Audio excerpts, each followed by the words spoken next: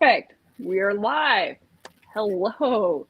I see Devin is already in the chat. Thank you, our illustrious, what do we call you? The AuthorTube admin. That's what we ended up calling.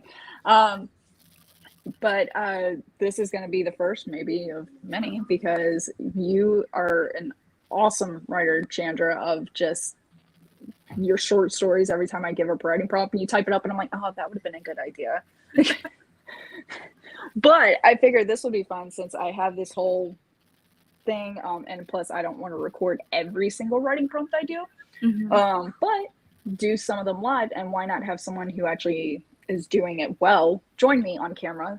That way we can contrast and compare. I'm just kidding. Writers, don't compare yourself to other writers. You are. The only thing you should compare your work to is the awesome critiques that you get, which we will be critiquing each other's work. I will probably be like, yeah, it's fine. It's great. Don't change a thing for you. Or you'd be like, well, you did really good here, but you could use some work here. And I'll be like, oh my God, that makes so much sense. Why did I not think of that? No, I was watching Brandon Sanderson's videos on critiquing, and then I read what C.S. Lewis wrote about critiquing. And the one thing that they really emphasized is even when you're giving feedback, to remember you're giving feedback, you're not telling someone how to write. Yes. And I watched those videos, and actually I kind of wanted to rewatch the video for the short story one that he did where he had a guest speaker come in. Oh, yes. That would, okay, hold on. I got to, I'm going to sign on YouTube. First off, I also realized, Chandra, I need to add you as a admin on my channel. Oh, yeah. For when you want to add stuff in. But also, yeah, we're not watching dog YouTube videos on my computer right now. I'm busy. You got the big TV YouTube up. Go watch those dogs. Okay, I crushed his soul. But your dogs are better. Huh? But your dogs are better. Yeah, the dogs on my screen on that channel is so much better. Let's see here. Where's my... Okay. Trying to go live and go to the live screen. You're killing me, Smalls. Come on. Anyway. All right. So what the plan is, I guess, Chandra, you could probably go ahead and get started writing, but probably what I'm going to end up doing is do a quick, like, 5-10 minute sprint. After I give the writing prompt out of the book, which is write the story, that I have an entire playlist on my channel for right now. I'm finding random food in my lap. I'm at the dining room table, so it happens. And I'm gonna grab a timer real quick. Just as a warm-up, because I also use that for outline time, whereas Chandra, I know you don't outline. We were just talking about that. You were starting to outline your novels, and yeah, it's each their own. We're all growing. I've actually, with the 2 manuscripts I have complete, and by complete I mean I have one complete actually doing pitch wars, but the other one I am doing my first round of edits, but I at least drafted it. But I wrote those totally different ways. One was like very meticulously planned. The other one was like, yeah, sure, this sounds good. It feels right. So the reason I started outlining is because I drafted a book last Nano, and then I wrote, I drafted a book a while ago, and then I drafted the sequel last Nano, only I'm in the middle of Preptober, and I realized that everything is broken and it's a trash can fire, and my timeline just, let's not even talk about the timeline. And I was like, I don't know what to do with this. And so that's when I was like, let me just go learn me some stuff about outlining, so I never have to do this again. And it's supposed to be a trilogy, so I have to untangle. Oh, yeah. Well, so do you believe in having the whole trilogy written before you try to... Yes. No. I think that it needs to be outlined, though. Whole outline done, but not the whole trilogy done. Yes. Okay. Because if I had just, even if I'd cleaned up book 1, I didn't realize all the things that were wrong with it until I started to try to outline book 2. And I was like, there's a point where too much stuff is happening in one day. And the time that passed between everything didn't make sense. I even have a short on my channel where you can see where I've laid the entire book out on my floor and I'm trying to organize the timeline. Oh, bless your heart. And add the days. And it's like less than a minute, obviously. It's a short on my channel. Well, and time lapse too. Yeah. We make the magic of time lapse. If you want to see just how bad it was, there's that. And I was like, I can't, if I have to keep doing this, I don't know how long I'll be able to continue writing. Something has to change. This is so bad. It makes me think of I think it was Quicken Loans or something, but it was an old commercial, I think early 2000s. And it was this person owning a pet shop, but all their pets were made out of paper. Like they were moving, they were live. And it was talking about, the tagline was, is running your business getting in the way of running your business? And I loved it because it was talking about how the taxes, small business, all the stuff that small businesses have to do. And I was saying, hey, use our product. And I kind of sometimes feel like the way yes, sweetie. You can't have the tea yet. It's too hot. He wants to try tea today. But it was funny because I kind of feel like that corresponds into other areas of life, such as, is outlining your book getting in the way of writing your book? Is planning the timeline of your book getting in the way of actually getting it done? So also I will say this for myself, I never do anything halfway. So of course my first trilogy or multi-book series has like probably 12 POVs. Why do I do this to myself? Because we're our own worst critic. To be fair, I kill most of them, so it's fine. But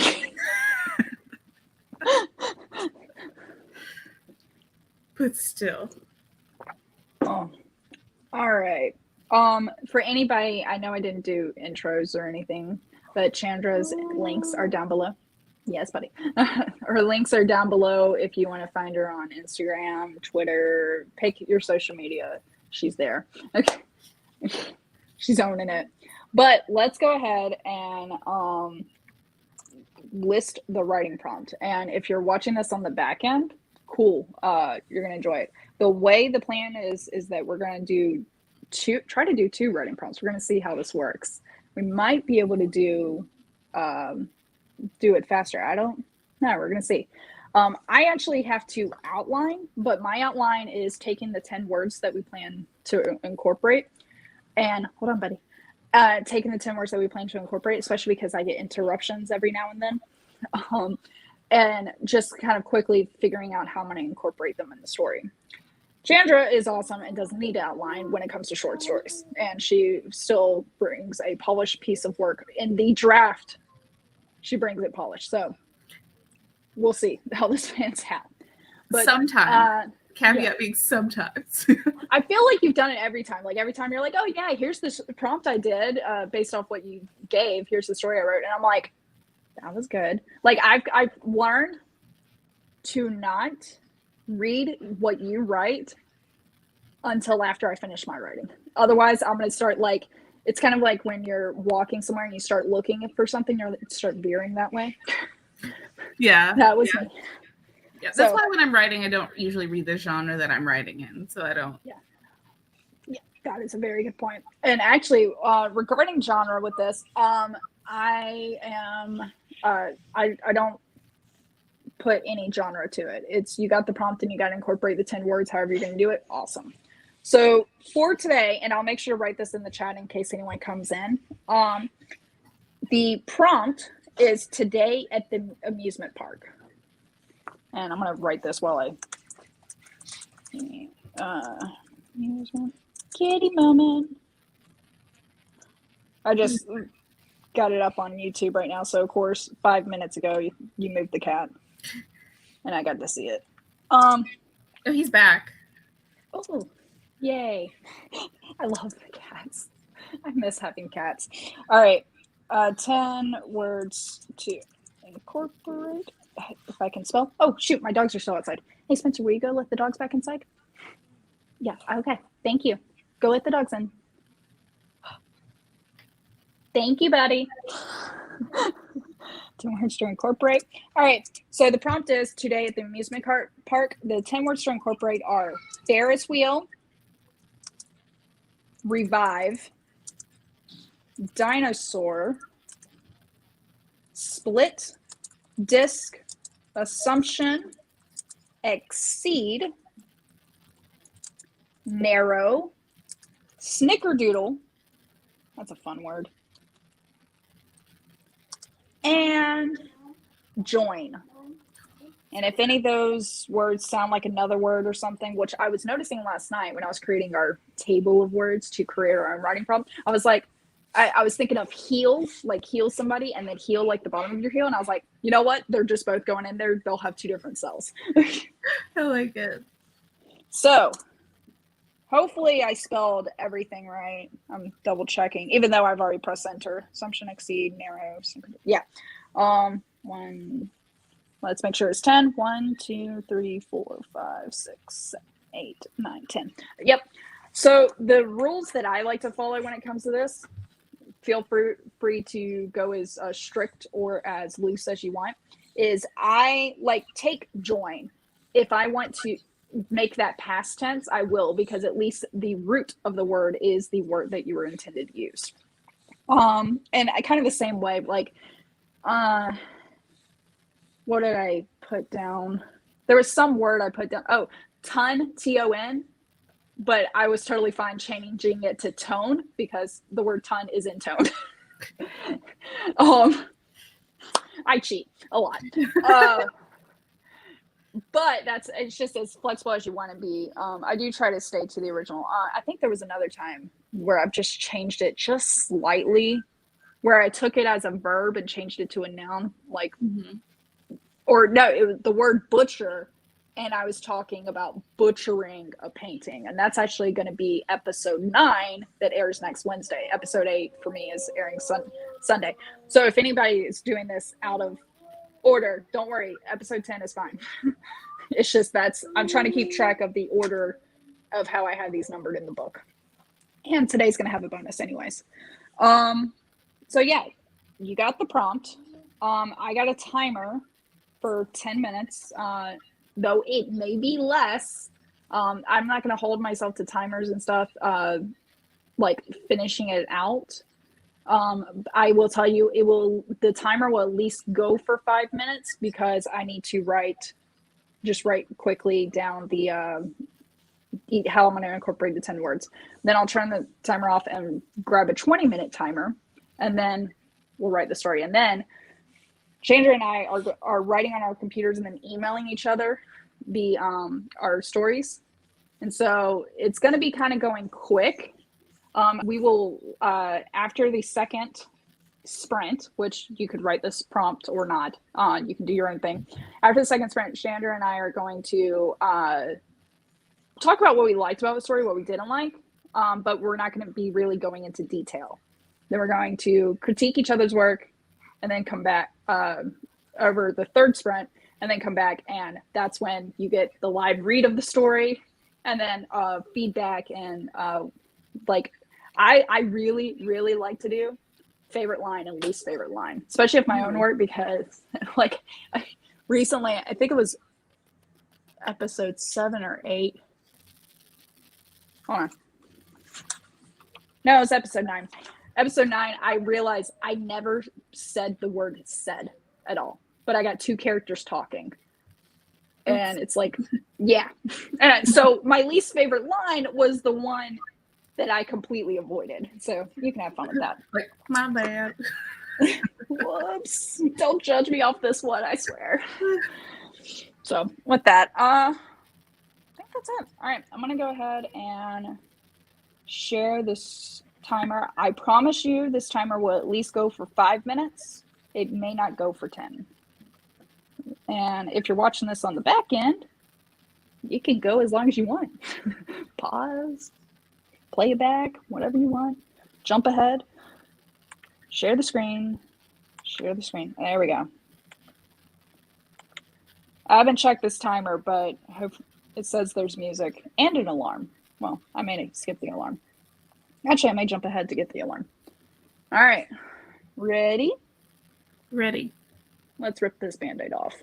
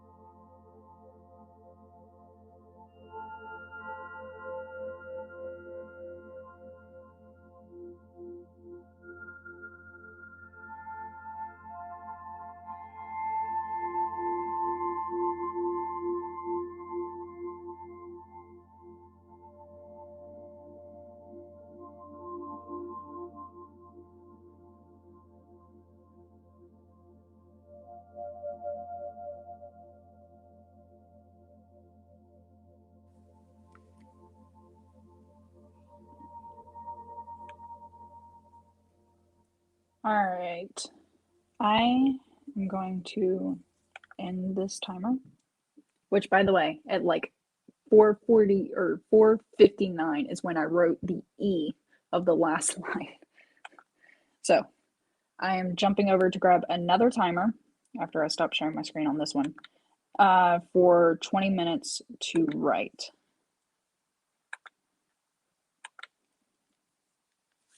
All right. I realize I've been talking on mute this whole time. Oh, yeah. And I wasn't looking at the screen to save you. So I was curious, do you, in that 20 minutes, do you draft and edit, or are you just drafting? Actually, I don't ever edit. Like when I record this, I'm drafting like that. And that's where I guess why the outline works for me. Mm-hmm. So I draft it. But I guess actually that kind of works for you, how we approach this two different ways. Mm-hmm. You spend this first time writing, and then that way you got 30 minutes to write it and then read over, edit, and everything. And then I have my approach where I outline and then I just throw it on the page, like alphabet soup or something. That's interesting. I like seeing the differences of process, because it's like, you know, there's some things like I would not have thought to outline, but I'm gonna have to try that sometime. Ooh, yeah. And then we should do for one the more next switch one. Methods.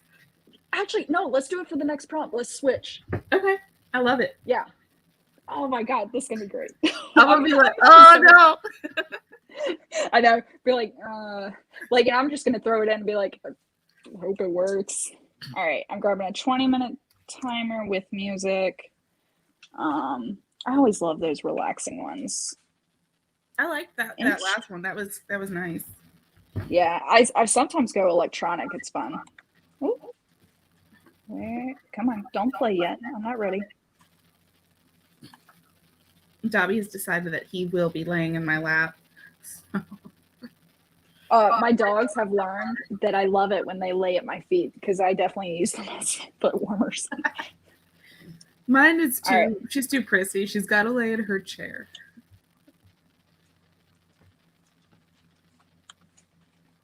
All right. Oh, that was cool. Okay, I've just learned a new trick for myself. Okay, now it says 1959. We'll give ourselves a second. And oh wait, let me go ahead and open up a Word doc though, just to so that way I'll be able to copy and paste it to email to you.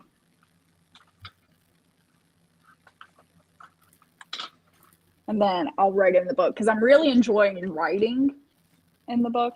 Are you writing everything by hand? Usually I do, but for our stuff, I'll write it. But like I've been writing everything in my hand. Oh, that's so cool. There's been times where I've had to start writing sentences at the top because I took up too much room. Everything. But hey, at least I'll have an instant feedback. Oh, for anybody that might be joining in on this, 300 words is like around there. You can go a little bit over, you can be under, but it's about 300 words is what the flash fiction is. So let's let me start the timer. I have my Word document over. Now I got to jump over to the other thing.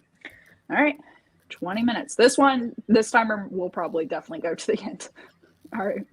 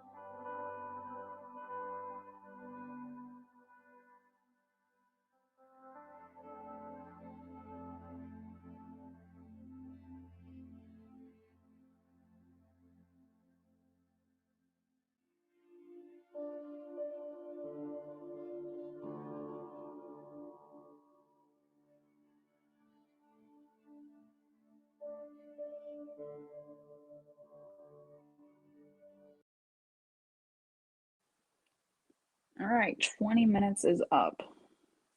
Oh my God, I gotta click on the right stuff here. How did it go? Pretty good. I actually ended up editing just a smidge because, so I finished and I was at 359 words. I was like, we need to fix this. And then and I went back to the beginning, and the sentence I deleted was one of the words that I needed to keep in there. So I had to figure out where to put it.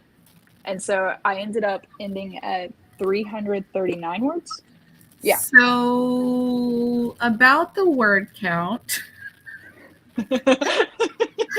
I just checked mine. Oh, what's yours? Oh my God. 378. Okay, I don't feel so bad. At least there's both of us. The thing is, so I finished all the words. I got all the words in like around 200. But then I was like fleshing out the story, and I had this idea, and that was fun.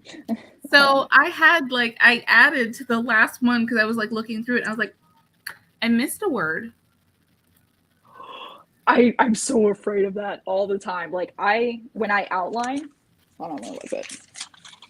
We're gonna get there.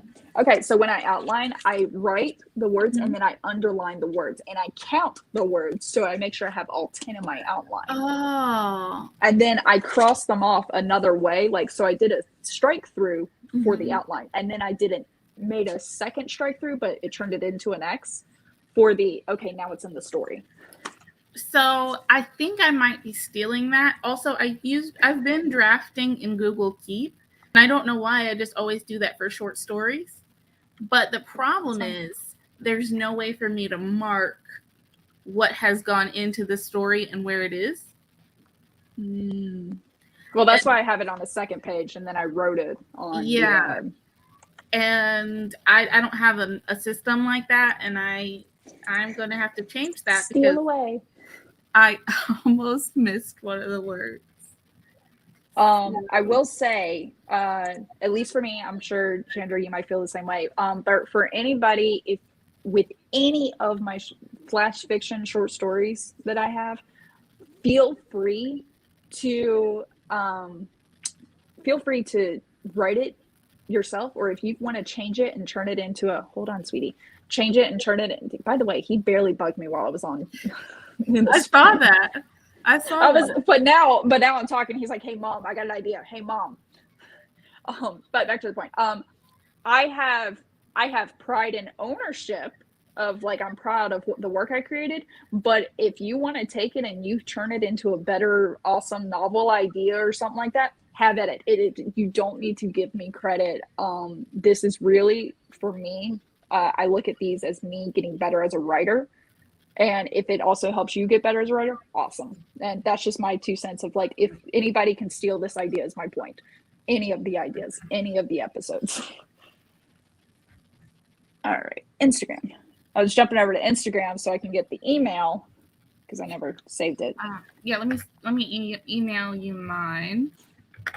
That way, I figure this time we can email, but we can also talk about what we liked and didn't like. So I really liked this one. Oh, wait, you said not that one. Where's the second one? You should be getting an email from words. You should be getting an email from it any moment now. So 10. All right. I'm going to copy and paste. At least you and I have, like, almost the same amount of words. So it works out. Yeah, I realize that I don't really think about the word count till I'm completely done writing. So the format is a little bit jacked, but it'd be like that it's sometimes. Fine. Yeah, it is what it is. All right, I'm sending you that email. Oh, actually, I sent that for my personal. Let me. So you got my personal email, but then I'm going to jump over to my writing email. It's fine. I trust you. We're good. No, I did the same thing. That's why I was like, no, don't send it to that one. You got both. That's fine. Hi, Maggie. Yeah. How are you? Remind me later. Okay, so we got a few people that jumped in. Regarding, is that Chandra? I think Campbell. I know Campbell at least. Hello. But no, you're not too late. We are about to. She loves your panda hoodie. We are about to critique each other's stories now, which gives you time that if you can see the writing prompt, let me know if you can't. And I'll put it back in again. But you should just be able to scroll up. I haven't had too many chat happy people so far, but not against that. But if you can use this next sprint, the next 20 minutes to do the writing prompt and join in on this, or you can also just backtrack it and start it over, whichever you want. Chandra and I were talking about how we do it differently, and at the next prompt we're going to split. But the way I do it is I take 5 minutes to outline very loosely to figure out how I'm going to incorporate the 10 words, and then I give myself 20 minutes to write it. Chandra, I'll let you say how you do it. So because I guess for 30 minutes is what you got. So as I start to see the prompt, I start to get some flashes of ideas, and that's what I take and run with. And then I bend everything else to fit with the words that I have. So I don't usually, like, I might glance at all of the words, but I don't really take them in or assign where they're going to be in the story. And then as I get that initial idea down, I start to see how I could fit the words in, and they kind of shape where the story goes. Yep. Chandra edits when she's done drafting, whereas me, I do the outline and then I draft, and then I did edit just very slightly this go around, but I didn't do a full read through like Chandra, I'm assuming, did. So that's kind of the differences between her and I. Sweet. She can see the prompt, but how do I pronounce that? Penumbra mine? Penumbra mine, yeah. That is or it's penumbra. So I've been doing word searches lately, and I over pronounce letters sometimes when I'm searching for words. I was doing theory, but I went V or Y. I had real fun with it. It was great. All right, so I'm copy and pasting yours into my Word document. So I got it. Do you have my email? Let me see. Yep. Okay, just want to make sure before we start a timer here on this stuff. I'm going to find another 20-minute timer because I like changing it up. Let's go back. We're going to pick another one. That was a nice calming one. Ooh, I've always liked this piano one. All right. Oh, easy, Sparky. Why'd you jump to 1954? All right. Perfect. Penumbra, like the part of an eclipse between a perfect shadow and the light. Still don't know if I'm pronouncing it right, but now I'm going to look it up because I actually thought that was kind of cool. Procrastinate editing until you have a mountain range. I like that. Awesome. All right, I'm going to set the timer. For anybody who wants to join in and do the writing prompt, feel free. It'll be for 20 minutes. And then Chandra and I are going to have a friendly critique session. And we will read each other's stories, I think. I like that idea. That way it will come across if anything was not clear on who said what, which is what I like to call, by the way. It's what I like to call is whose line is it anyway, or look who's talking, because you don't know who in both of those So situations. there's no dialogue in mine. That's fine. I am dialogue heavy, actually. I think I'm going to do a challenge one time to have zero dialogue, where it's all nonverbal. Have you read The Slow Regard of Silent Things by Patrick Rothfuss? No. It is a novella. I'm writing this down. There is Slow regard mm-hmm. to silent things? Of silent things.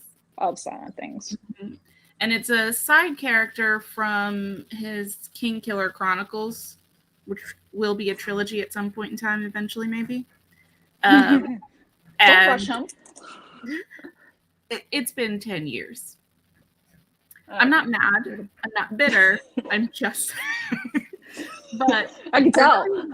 I really like the book. It is one of the minor characters, and she is nonverbal.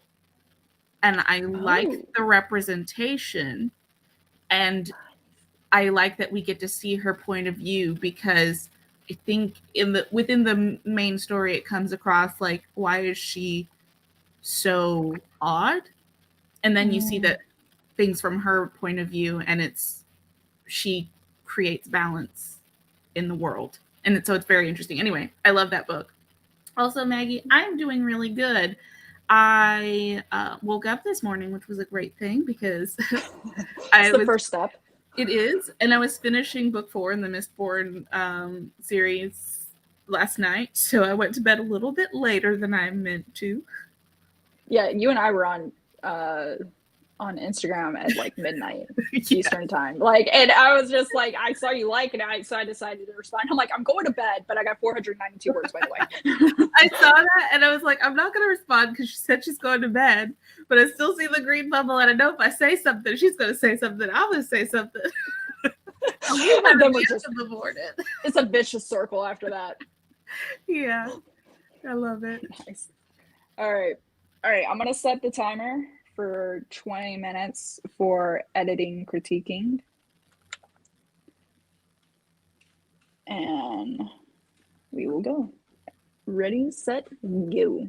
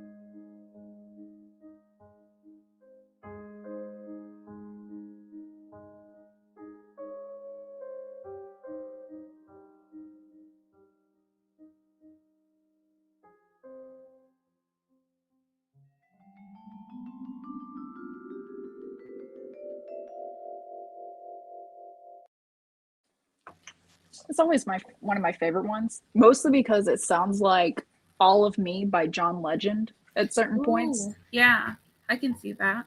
Yeah. All right, where's my StreamYard? My screens broke up for a second there. Uh-oh. Oh, I hate it when that happens, when you're like trying to move things around and it's like, Thank you, Barrett, for all the kind words. I am feeling very cozy in my Snuggie situation. Also, it means I don't have to have my heater on because it's so cozy. Yes. So saving that electricity makes me feel snuggy. I had a space heater for a little bit, which was fine. But then my son kept on wanting to unplug it and take it around to different areas in the house and then just sit in front of it, which was fine. I trust him enough. He's 4. He kind of understands. Like, he helps me cook. He's at the stove and he helps me cook. Like, he knows when I say that's hot, that's, he's safe. But my husband didn't like my son grabbing that and taking it everywhere. So now I'm without a space heater again. And so I'm like, today I'm wearing like super fuzzy leggings, long sleeves. I'll probably grab my blanket. That's a vibe. It's just me. So I do have my space heater under my desk, but I try not to run it all the time. Yeah, I feel kind of bad with the like electricity bill and stuff. Yeah, being an adult is hard. It is so hard. And I had someone come out from the power company and they will do an evaluation to tell you how you can improve your efficiency. And he was like, okay, so these heaters, they say that they're energy efficient, but they're not. You got to look at the wattage and just realize that if it's on all the time, then you might as well bump your thermostat up a little bit because it in the long run will be cheaper. And I was like, okay. All right. Okay. Hey, go get the controller. My son's playing different games and he's definitely pushing it. Oh my gosh. He oh god. He's got the Nintendo Switch. He knows how to turn on the TV, change the input, pick out which game he wants, and how to link the controllers for the most part to the TV. Or to the Switch. And I'm like, kids just blow me away. I'm like, I don't know how to do that. This boy struggles to speak. Like, he's speech delayed and everything. But he's smart as all get out. No joke. Because the time that he saves while the rest of us are out here talking, he's watching everything and being like, oh, this is that, this is that. Well, and then also, he loves playing video games, and he's actually really good at it. And they have video games for kids his age, like Paw Patrol games and stuff like that. He loves it, and he's even gotten better with we got Paper Mario Origami King, and I've been loving that. And I was kind of hesitant to let him play, but I need to give that kid some more credit. Like, he can play pretty darn good. That's awesome. All right, we got temperatures of 60, 38 Fahrenheit. Maggie got up this morning. I won't live near a beach because I don't like sand, and growing up in Georgia, I live in Ohio now, but grew up in Georgia, it was the humidity like all the time. I didn't like it. So I went to California. By the way, it's 54 here and it's drizzling, so it's disgusting outside. It's drizzling here too. Hold on, I gotta find out what the temperature is. Let me find out. But continue your story. I went to California to visit my aunt, and it was like 70 degrees there, which should be like great weather. And I was so cold because there's no humidity. And I was like, so I could go to California in the summer, but in the fall, because I think it was like September, I was like, it's not for me. It's too cold here. It's supposed to be nice. So that's when I realized that I like the humidity. I like to swim through the air. Well, someone has to like it. Yeah, I don't know. Hold on, buddy, Spencer. What is wrong with me? But like the beach, I mean, I could just lay out there and just bake. And it makes my heart so happy. I do like warmth. Like, I'm really upset. We got a fireplace here. It's gas, and we turned it on, and then we started smelling gas in the master bedroom. So I was like, oh shit. So we've nixed it. We've turned it off. But I really want a fire. I want warmth. I want to like have my blankets and cuddle up. Okay, it's 50. It's 53 at my house, apparently. So we're pretty much in the same temperature. Yep. Oh no, StreamYard, open back up. Come on, wake up, dude. Barrett and Ricky are headed to California as soon as Barrett hits remission. I mean, that sounds amazing, though. Nice. It does. 47 and raining. I'm glad you like it. I would probably be like curled up. Okay, it would be the same as I am right now, to be quite honest. Like, actually, I'm a little cold, but I'm like, I've been so focused on the stories that I'm like, I'll grab a blanket later. I'll grab my hoodie or whatever later. So yeah. I'm okay with rainy days as long as it's not every day. Because right now I have a towel, an old towel by my back door. So when I let my dogs out and let them back in, I can towel them off. I have like the disposable like pee pads, and I keep it right in front of the door because I don't have any like carpet or anything like that in my house. Yeah, because I have really bad allergies.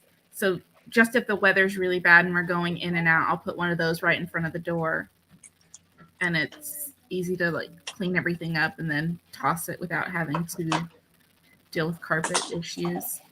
Yeah. All right. I think we should go ahead and get started with our stories. Now, you ready? Yes, I'm ready. I picked out a favorite line and least favorite line out of yours. Mm-hmm. I really don't have much for critiquing, but before we read each other's stories out loud, I want us to talk about what we liked about this prompt, and like maybe how we wrote. So if you want, I'll go first just to lead off. I really like that. I feel I did better with my nonverbals this go around. I had dialogue, but I feel like my nonverbals, like communicating with eye raises and stuff like that, I felt it was good. When I was rewriting it back in the book, because I like to write it by hand in the book, there was spelling errors. So this is where my drafting comes in to play without editing. And then I felt like I should have been clearer because a lot of stuff is dependent upon someone having seen a Ferris wheel before or know what I'm talking about with the structure. Because sometimes Ferris wheels are like just a bar down in front and like 2 or 3 people max sitting on a bench type deal. And then other Ferris wheels are like a carriage that's circular and there's a silver disc or something in the center. So I was actually confused about that because I've never been on a Ferris wheel before. Exactly. So that's the stuff that I need to be aware of and everything, that I'm not, no one's going to have the same experiences as me. But then also this is a flash fiction and I need to sink it down. I don't need to explain every single curvature. Well, and I think with flash fiction that the brevity is part of the adventure. And you don't have to know everything because if it leaves you with questions, I feel like you did a good job. Well, you left me with questions, so you did great.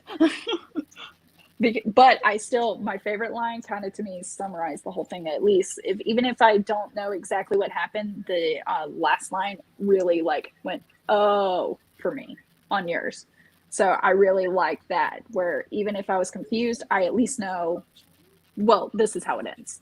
Like, if that makes sense, which it will make sense to the audience if anyone in the chat that when we actually read the stories, because we are going to read the stories and then we're going to talk about it.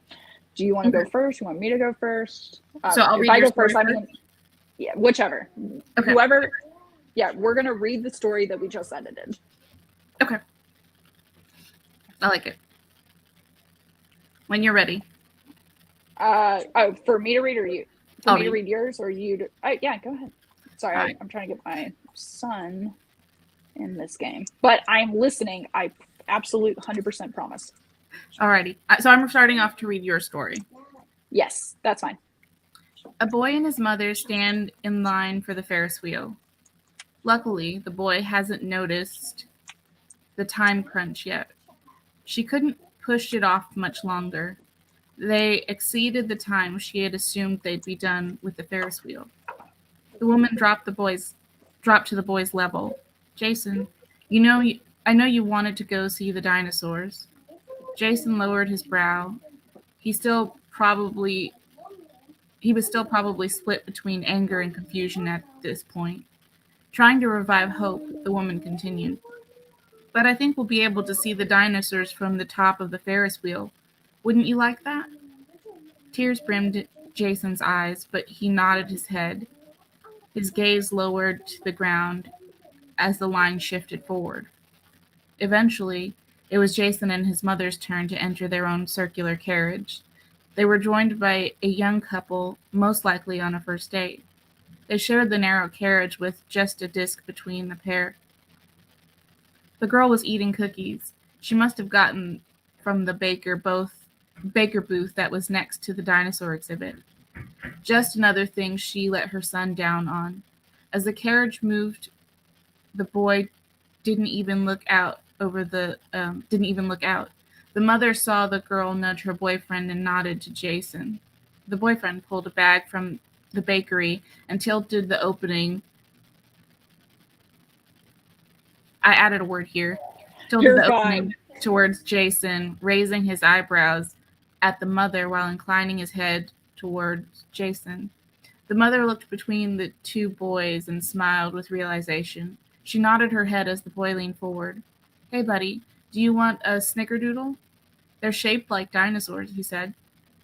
Jason raised his hand and wiped his eyes with one hand while reaching for a cookie with the other. I wish I could see real dinosaurs, he mumbled. The girl spoke up. Look over there. You can see the dinosaurs on the other side of those trees. Jason leapt to the edge, giving his mother a near heart attack. She calmed as she heard Jason's laughter. All right, no holding back. I can take it. Other than I should probably edit. So I read it as you sent it to me, but I did add in some things just where I edited, like it said he gaze. I just changed it to his gaze because it was obvious what you meant there. Yes. And then another section, the boy didn't even look out. I added over the landscape just for clarity. And then, of course, tilted the opening toward Jason.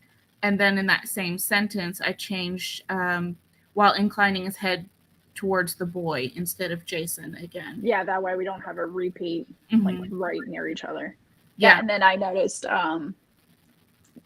you changed where the boy said to he said, which I thought was better because from the mother's perspective, they're both boys. Just one's her son, younger, and then the other one's older, but to her, he's probably still a kid because she's older. I look at like high schoolers and I'm like, these kids. So I definitely like that change, and that's one thing I definitely noticed. Do you have a favorite line, least favorite line, or any other overarching of like, hey, spell check? So, I mean, you didn't edit, so I feel like it's good. You didn't have time to edit. It's no big. Yeah. My least favorite line is actually the first line. A boy and his mother stand in line for the Ferris wheel. I felt like, and this leads into my critique, I felt like the point of view was a little bit more omniscient, and it felt a little bit head hoppy because of that. But I also felt like that's kind of how omniscient is. And the only reason I would say I wouldn't personally have gone with omniscient for this is because it's a more emotional story than you initially realized. And whose then perspective do you think I should have done? I actually thought about that, and I didn't have a specific suggestion. I was thinking either the mothers or the sons, but then I was thinking it depends on who the audience is. Because if you're writing for like a children's story, I think then it would be best from the child's perspective. But I think if you're writing it from the mother's perspective, you get a little bit more breadth of the emotional, like the tugging pieces where she's feeling, and you get to see her response, how she feels about the interaction between her child and some strangers who help to make the day the very best it can be. And that feeds into the idea of it taking a village, which I absolutely loved. And I felt like that was the heartwarming, like cozy because it seems like all is lost and the day's been ruined, and then this kind gesture from strangers brings it all together. Mm-hmm. So that was what I put, like, as far as the distance um, between the characters. I also felt like having the characters named would make it better, but I put a note, this is really hard to do because we're writing in such short sprints. Yeah, So writing in sprints, and then also it's I feel like, kind of touching on that, I could have done better. Once it was realized that it's Jason and his mother, I could have, instead of saying the woman, I could say his mother, Jason's mother, and kept it going that way. yeah. Kind of like, once I mentioned Jason, I don't think I said boy or whatever. I said the other boy inclined his head towards Jason. Like, I kept Jason's name the whole time. And who knows, I might change the name again. Yeah. And so I think that was one thing, and this would depend on whose point of view you picked, because if you wrote it from the couple's perspective, I think it could be a little bit. They could have been standing in line behind the. Yes, because they would have been. So from their perspective, I think it could have been a little bit sadder because they don't know the story and the things that they would observe about the mother and son, like what kind of clothes were they wearing? Was this like their one nice outing for, the year? Yeah.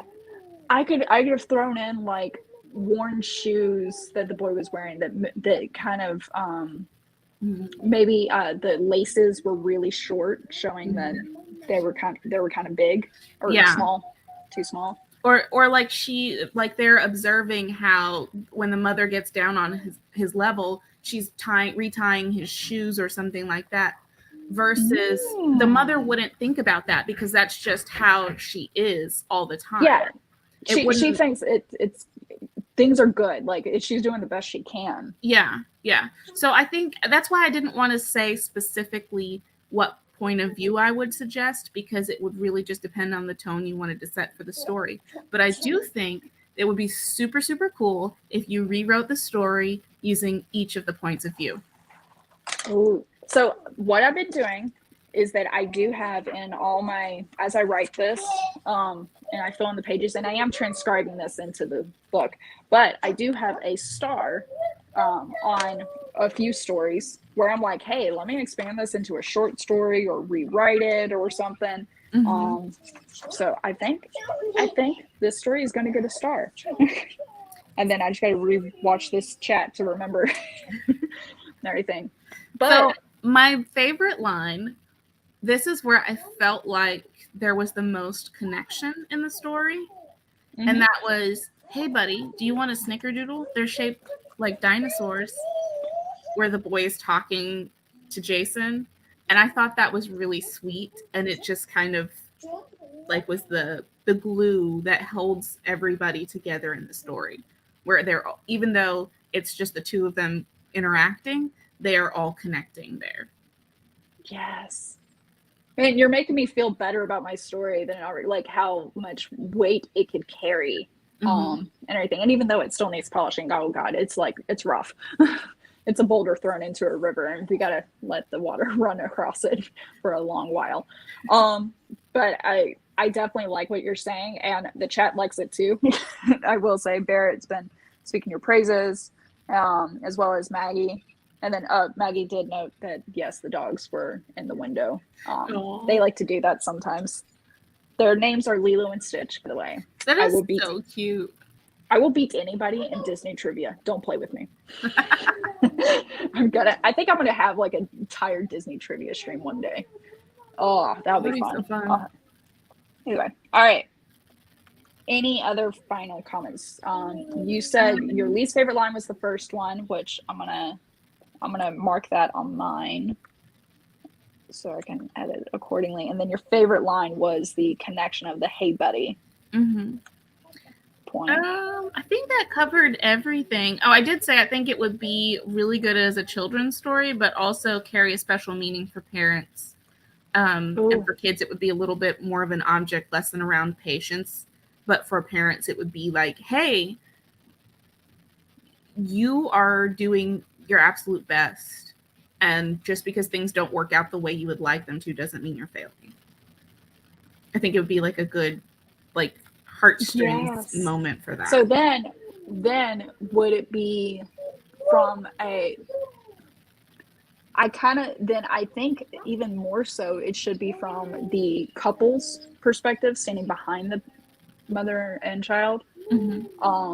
So that way it's like, this is how it looks from the outside, not you may think it's rough or whatever, but from the outside they're going, "Aw." Yeah, I like it. Dude, I like that idea. I think I'm gonna make you my my publicist or something. Okay, I got more people on for Disney here.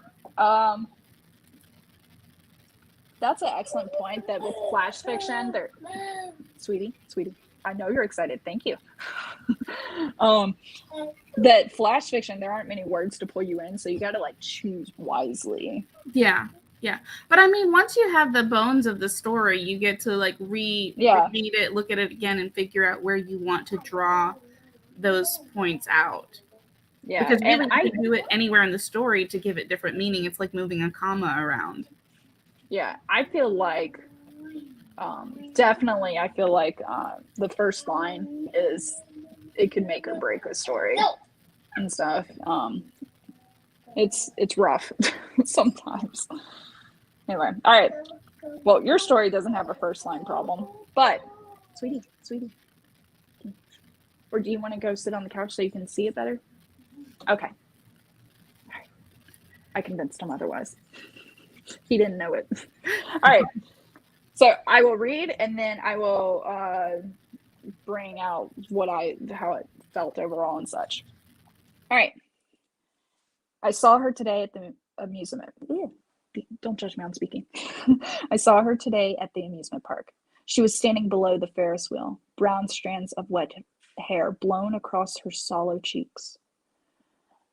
We stared at each other across time and space, the crowd thinning around her as her red coat stood out against the brown of the autumn leaves. There was a jolt, like a clap of thunder, a split second where things shifted so rapidly that I couldn't place what had happened. Then she was falling. Her hair whipped to the side as she fell in slow motion, collapsing to the rain-slicked cement. A small boy with a dinosaur balloon stood with sticky fingers in his half-open mouth. He hadn't yet begun to cry. A girl nearby dropped half her snickerdoodle cookie and began chasing the skittering crumbs across the dirty sidewalk. Birds wheeled and swooped, scaring away the tiny fingers. But I couldn't move. My feet were rooted to the spot where I had been standing when I first saw the girl in the red coat. I still couldn't place what had happened, how in one moment I had made the assumption that I would be spending the rest of my life with a woman I had never met. Then next, I was watching the park staff struggle to revive her. In that moment, I felt I could somehow slow time, split myself into two people, one who was now all-knowing, all-seeing, one who could go back into the past and run across the narrow space that had separated us and join her in our own version of forever. And then it was happening. I was back in the time before, standing in my body, then pushing out, running to meet her, and she was running to meet me. We flew into each other's arms, clasped into a desperate embrace. We gasped as one, looking over the other's shoulders and churning together, our disanimated corporal forms sagging to the sidewalk. A thin band of translucent red strung out across the space, joining the two of us. We didn't mind the people running to both our forms. A skipping disc of Que Sera Sera played from a nearby grinder's organ. That the day I died had in every way managed to exceed my expectation. So, there was something that stood out to me, and it actually came to mind when reading it now, was thanks for the snap spirit. I love it. All right. The thing that stood out to me was when the first part of the guy and girl, I'm assuming a guy, though actually we never said a gender or sex or anything, so I actually kind of like it even more now. But the person standing looking at the girl, they talk about across time and space. So you think this is a distance. This is like, there's no way you're going to get to her in time situation. But then later, when time reverts back and they're able to get to her, they say the narrow space, like it's not that far now. It's almost like knowing how distance death is, all of a sudden distance, the distance of physical distance before was not that bad. And that might have not been intentional or what, but that's kind of what I took from it, from this, like, I kind of feel like what I just said is something what an English teacher would say. And I'm kind of proud of myself for thinking of it that way. I'm impressing myself right now, but it's your words on the page. And I kind of like that overarching, like, I kind of feel like that's the theme, is that death is the biggest distance. So you missing an opportunity would be worse. Like if you blame distance on the missed opportunity. So physical distance. Hopefully that makes sense. Solo cheeks. I've never heard that word before. Was that a mistype, or is I'm just not cultured enough? It was second line. She was standing below the Ferris wheel, brown strands of wet hair blown across her sallow cheeks. Yeah. So sometimes I grab a word that I have in my head and I don't quite remember the definition, but I think it fits. So let me see if this means what I, yeah. So sallow is of a person's face or complexion of an unhealthy yellow or pale brown color. Oh, unhealthy. So that's that. So you already knew she was sick or something. And I admit, when I first saw this, and we were talking about, and it never said a clap of, I took a clap of thunder, like talking about the quickness. It wasn't actually like a lightning strike. Mm-hmm. I assumed it was an aneurysm or something. Mm-hmm. That might have killed her, and then maybe killed the MC as well. But you know, and it kind of makes me think, as Maggie points out, of the desire to join someone in death. The kind of gives me a Romeo and Juliet feel, mm-hmm. a little bit. Though this is like just time and distance a little bit. But hey, I learned a new word. I really like that. So really, just as it kind of like how you didn't really know the Ferris wheel carriage situation with the disc. I just didn't know sallow. And it's just, luckily my situation, I could have easily looked up a dictionary. Your situation, I really need to explain it better. Well, so also I will say, in my Comp 2 class, my professor once said to me, and I quote, "Put the thesaurus down." And I was like, but I didn't use it. But it's the perfect word. What am I going to do? Say she looks sickly and her skin's yellow? No, sallow fills it. So right. I will, and I only passed English because of poetry and vocab. Which is funny because vocabulary, I always sucked. Like I had to take, going into college, I had to take remedial English, and it was just vocabulary. And like anytime I've taken standardized tests, the vocabulary is the least, which is funny. Since now I want to be a writer, or I am a writer, I just want to be an author.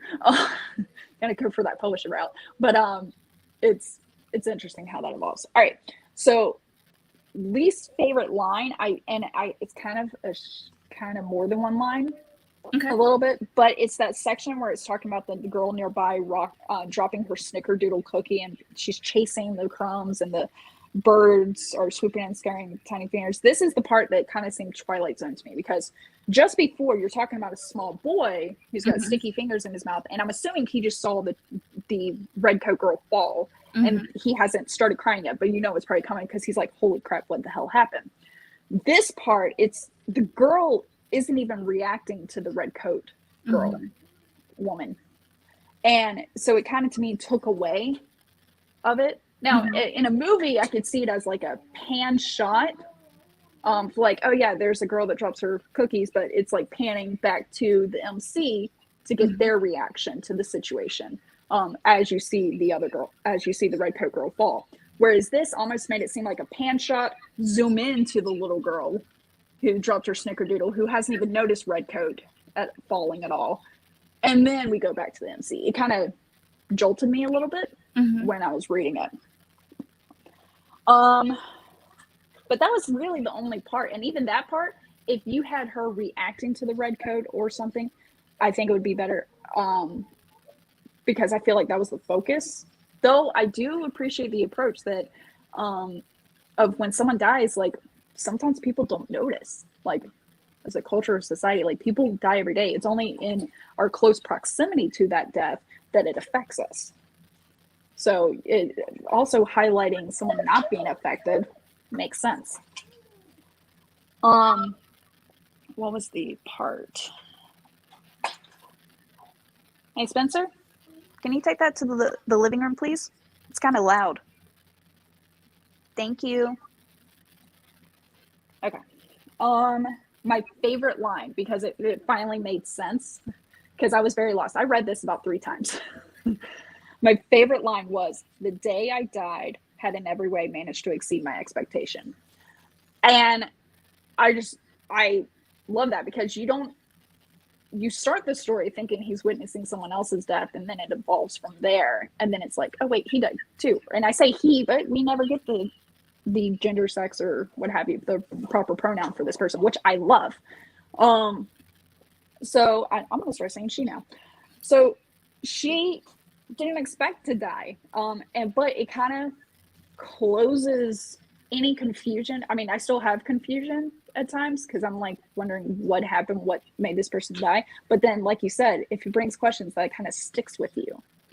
It's it has this like eerie sense to it of what happened. And especially for me, the eeriness stayed because the line of the birds wheeled and swooped, scarring away tiny fingers. Like, I'm like, wait, are the birds affected by this? Is it like one of this, it's affecting everybody and everyone becomes zombies situation, or everyone dies all at once, like where 75% of the population dies? Definitely had that point. But yeah, I think that's pretty much it. Like, I really like the theme, even though I probably didn't pick on the right theme, but what stood out to me as a reader, I fell in love with that. I like the feedback, and I actually I'm glad you mentioned that line, because that was the one that I wrote, and I actually cut out another part from, like, that was going to come right after that, and it felt like too much. And I wasn't sure about that line, but I did have the snickerdoodle cookie was part of my initial, like, okay, I know that someone's going to be eating a cookie and it's going to like crumble, and that was like, the image that came to your mind. Yeah. And so you are correct in that I do see the bits of a story in almost like that panorama cinematic kind of way. Yeah. But that is a good note to make sure that even as I am seeing things in that way, I remember to translate it completely for the reader. And so the part that I had cut was actually where, even though like the one kid notices, the other one doesn't, and I was going to have their mom kind of swoop in and start shepherding them away. Oh, that makes it full circle. Yeah, so I think probably I should have left that part in to clarify. Oh, we got some chat coming in. Hold on. Where's mine? I'm really liking these comments of how people got it. So Maggie said that she thought that the girl chasing the cookie crumbs was the girl in the red coat, like the same person, almost like in a different time. See, I take it as a different time, because I think little girl and then I think older, like almost like 12 Monkeys. Remember that? Okay. Time travel, where it's a situation, and I'm gonna have to ruin it for you a little bit, but it's still good, worth watching, is where a little boy witnesses a death. Well, it turns out to be his death because he travels back in time. So I kind of, something like that is kind of what it made me think of. Honestly, but that's part of it. What Maggie said, that's part of what I like, is that you do get to take the story how you take it personally. Yeah, like art. Yeah, and I kind of don't have a say whether that's right or wrong. It may be not what I initially thought when I drafted it, but that doesn't make it incorrect. Agreed. Definitely got some points of the MC had an out-of-body moment about joining her. Oh, that's an interesting idea. It's like maybe the MC was like daydreaming and it actually didn't happen. It was what if, almost. Kind of like letting the mind wander. I will say this is my one little Easter egg that I did throw in there is about the red translucent string out of the red translucent band strung out. Yes. So there's a like a legend of the red cord of fate that connects lovers across time and space. Ooh. So I actually have a card for that in my tarot deck that I want to pull out. Yes, bring it out. That's kind of what I was thinking. And there's also an episode of Lost Girl where they bring out this red cord. And the note about not including the pronouns for the main character was intentional, because I like, especially with flash fiction, for the reader to be able to insert themselves into the story in some way. And by not gendering the main character, the reader can be a little bit closer to the story. Yeah. Here is an excellent point that sends me on a mind fun game here. Is Maggie said the whole thing felt like an old person, possibly with Alzheimer's, in a park remembering 2 different days and overlap as they do. Ooh. Which then the little boy and little girl are the main, maybe, or it could be 2 little girls, the main characters of the girl in the red coat and the main character. I like that. I really like that twist, like, because then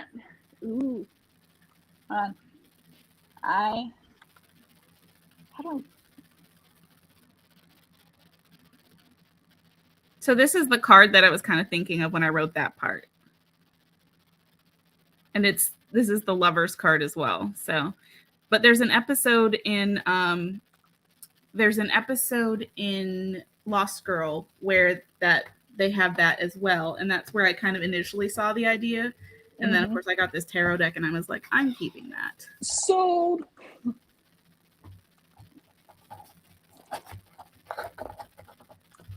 all right. I think what we might do for the next prompt and everything, which we're going to need the chat's help, by the way, is that I think what I'm going to do, since I'm going to be trying your style this go around, I'm going to try to set a 30-minute timer. That way I don't have to stop. But for you, it'll be the first 5-ish minutes, 10 max of outlining, and then drafting for the rest of the time. I like it. And then if you have time, like I did, I had like 2 minutes left. I was able to edit just a smidge, if you wish. What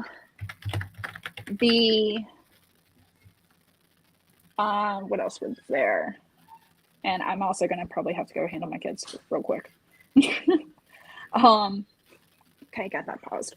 The other situation will be we need the chat to help us come up with a prompt similar to what I read out of the book, and then 10 words. Now, the 10 words are, I created an Excel spreadsheet that has 492 words on it right now. Don't worry, I'm adding more as we speak. And where is it? I just had it. Killing me, Smalls. There we go. Found it. Sorry, I have nothing but movie quotes, show references, and song lyrics in my head. I love it. All right, this thing's loading. So, chat, if you don't mind, we're kind of mad-libbing this a little bit.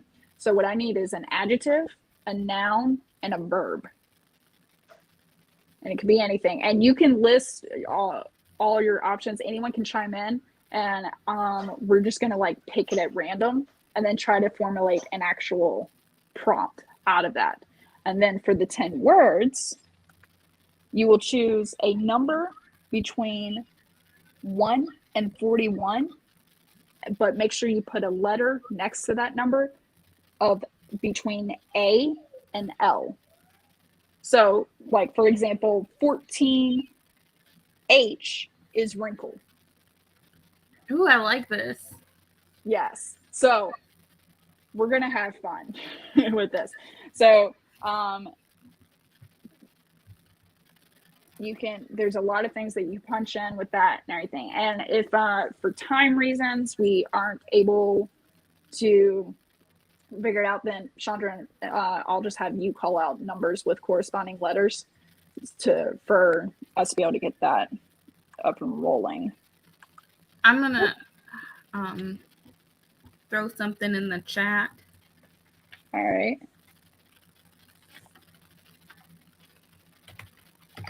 Oh, do you mind, since I have the my Excel spreadsheet pulled up, do you mind calling out what Maggie put in? Yes, 23G. Okay, 23G is, and I'm actually going to highlight them in my Excel spreadsheet so that way we don't use them again in future. And then I put in 15L. Okay, 23G is Miss, M-I-S-S. Love it. And then what number do you, 15L? Mm-hmm. 15L. Oh, and also, Maggie yes. added Apoplectic, Volcano, and Smoldering. Okay. As the words that you asked for. Apocalyptic, I hate spelling. Volcano, Smoldering. And Devin added 13D. 13D. All right, I'm gonna just click through until right now we only got 3. Keep on, even if you threw in a number already, throw in more. We got it all. Hey Zoe, give me a number between 1 and 41 and a letter between A through L. I'm using my kids for this. A5 or 5A. 5A. That one's Wait, what'd you say, Zoe? 30K. All right. It's like she's trying to guess how much people make. All right. Ooh, that's going to be a good one. Okay, we got 1. Oh, sorry, 2. not apocalyptic, apoplectic. I'm sorry, I can't read. I have never heard of that word.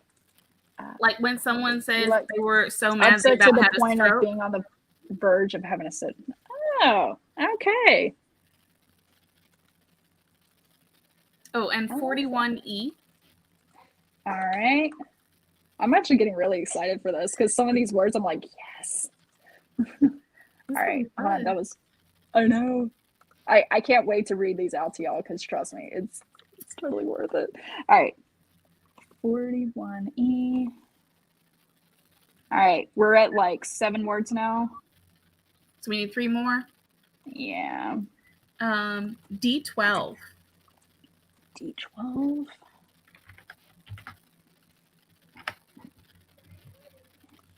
It's probably going to be another hour, kiddo. But I'll be on a sprint soon if you need me to do anything.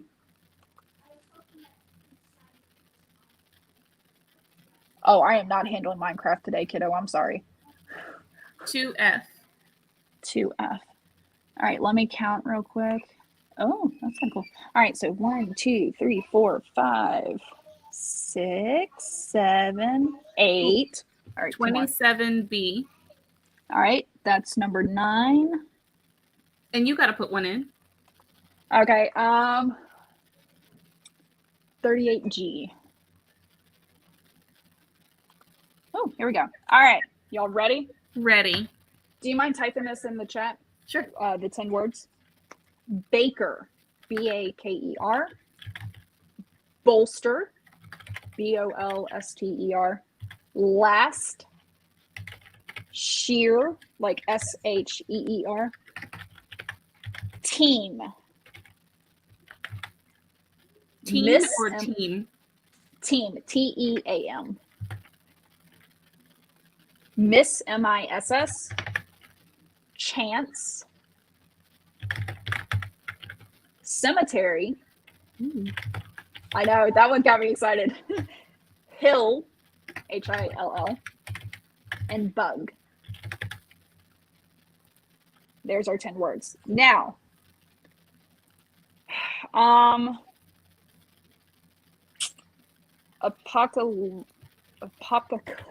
can't say the word. Apoplectic. I'm gonna let you say that. I'll just plug it in. All right, so I'm looking at Apoplectic Smoldering Volcano. I tried to spell cemetery with an S, so don't even worry about it. There's no judgment here. We're fine. Though that gives me an idea to add some more words on here, like sedentary or sedimentary. I could add that. Okay. I was really trying to add words that like could be a noun or a verb or like had multiple uses, because then it's fun. Like Miss could be the name of a woman, like in front of her name, or it could be you miss somebody, miss a target. So I had fun with that. All right, so I spelled volcano wrong too. All right.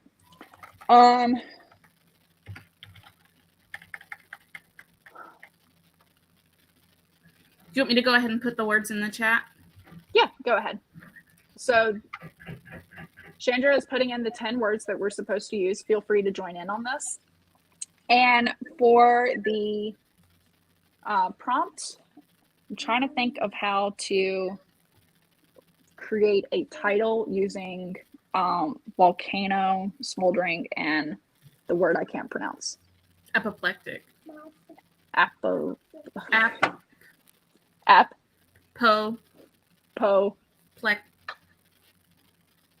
Plectic. Okay. Apoplectic.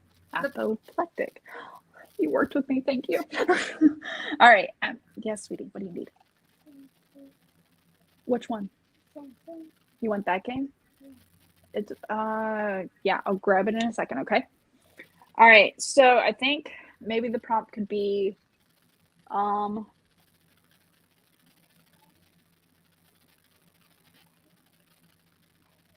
last. All right, feel free to chime in on your own here. Last volcano. Last smoldering volcano. And it could be apoplectic 4. Apoplectic 4 last smoldering volcano. I don't know. He was apoplectic, a smoldering volcano. Oh, I like that.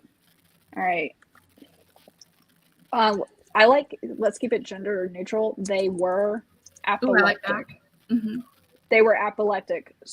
They were apoplectic.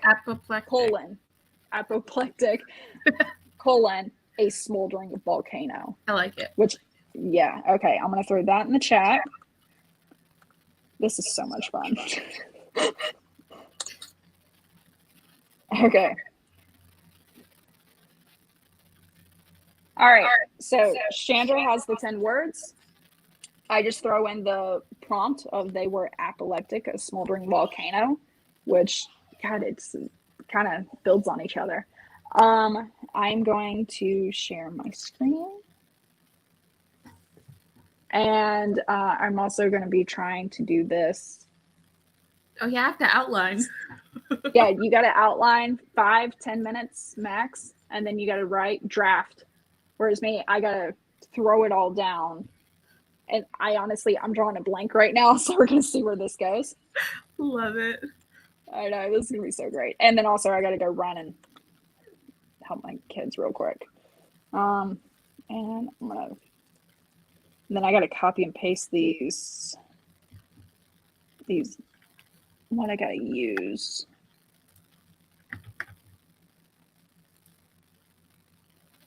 That does not look like 10 words right there, but it is. Okay. All right, I at least got the sign down, and I'll move those over. Actually, can you call them out? Hold on, I got them up. Baker, bolster, last, shear, team, miss, chance, cemetery, hill, bug. All right. Now we are going to begin.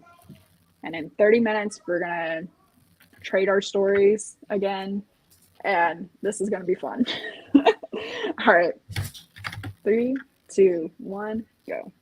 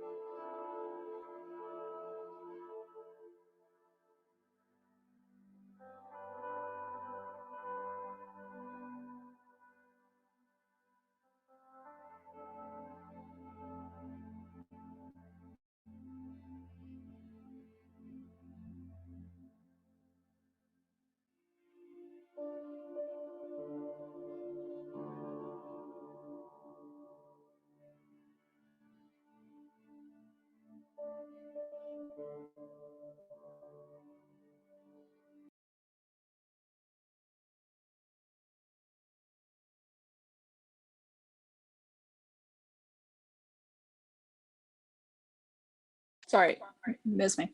Oh, and now I'm echoing. Hi. There we go. I am not good.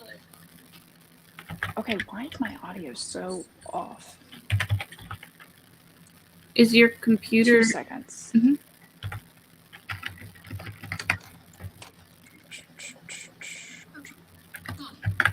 Buddy, stop.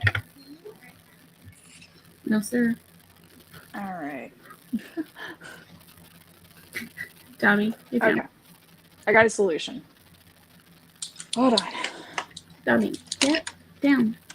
Please, sir. Thank you. I know I said thank you. He didn't do that intentionally. There we go. So I'm using audio from my computer, but the speakers coming from my phone AirPods. I don't know.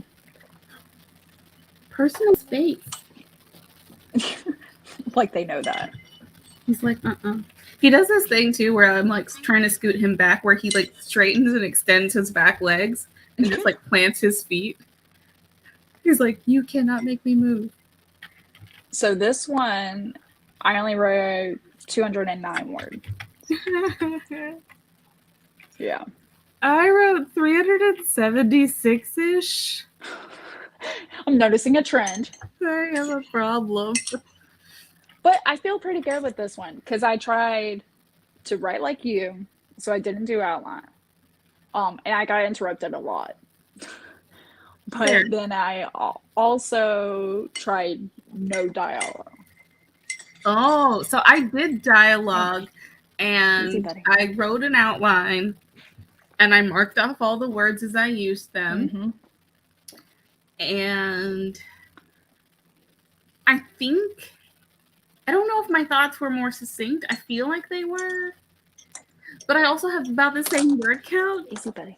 So I can't be sure.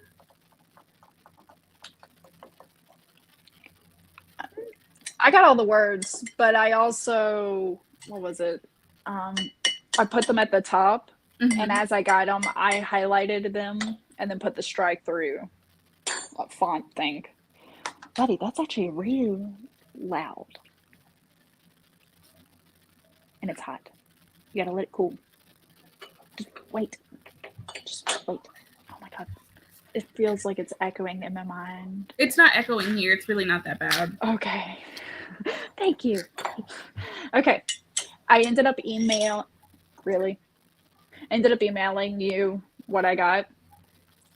And now I'm gonna save it. Oh, I also switched from drafting in Google Keep and I started drafting in Google Docs like I do for everything else.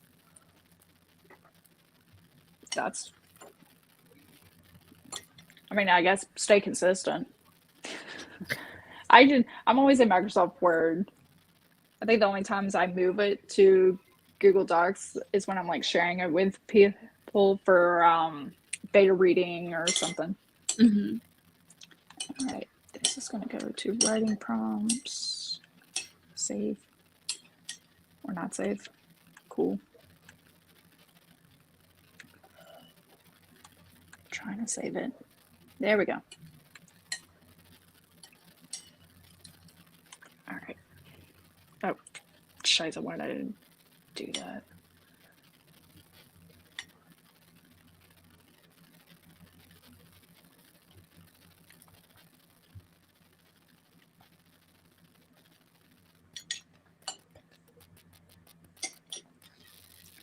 Okay. I gotta try one more thing to see where my audios come. Okay, my microphone is through here. But it's not letting me see where the speaker is coming from. Killing me, Smalls. Mm-hmm. Keep on saying that, but it is killing me. Just wants to participate. Yeah.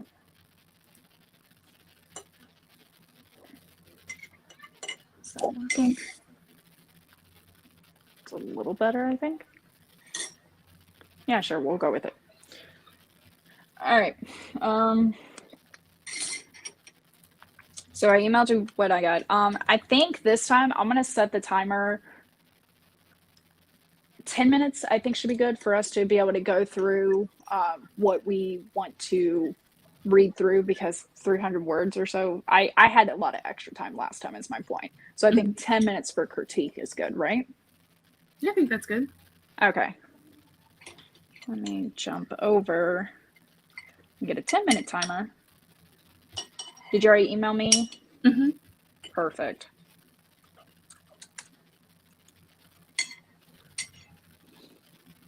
Do you like the tea? Okay. That's one drinking tea. So I had green tea and he liked it, but green tea has caffeine. So I switched it to chamomile. God, I have an echo. I switched it to chamomile tea. By the way, it's not you, Chandra, that's giving me the echo. It's myself because of the way I'm having to listen to it to be able to hear you. You want this off? Okay. But the chamomile tea has no caffeine, so I feel a little bit better about that. Yeah.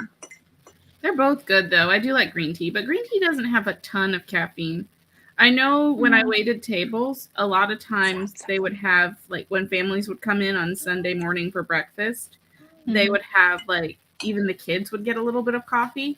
And what they would do is it would be, like, really a glass of milk, and then we would add just, like, that much coffee to the bottom of it so they felt like they were included.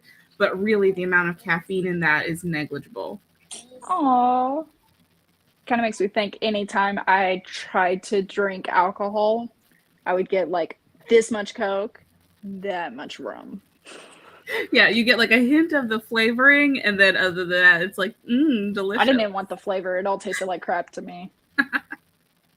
All right. Now I'm going to add that to the stream. Oh, that's pretty. I know. So I was like, we'll go for it. It made me think of your first story with the autumn browns and stuff like that. Yeah. Got this full circle. All right, so we'll go for 10 minutes, critique each other's work, and then go from there. Oh, I do want to share this. Maggie loves hers. I kind of want to read it. Yeah. Can you want it if you don't mind sharing it in the comments? I will make you a moderator so that you can put more in there and you can put it in the chat if you want to share. Let me jump over and do that before I start this timer. Hold on, sweetie.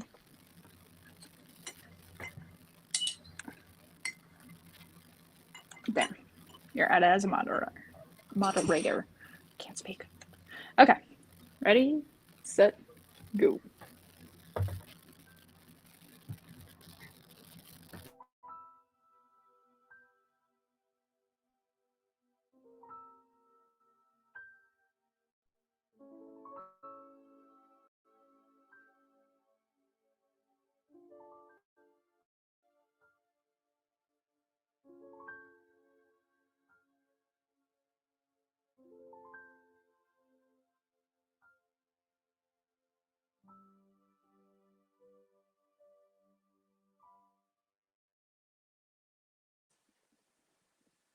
Chandra, I don't see your email.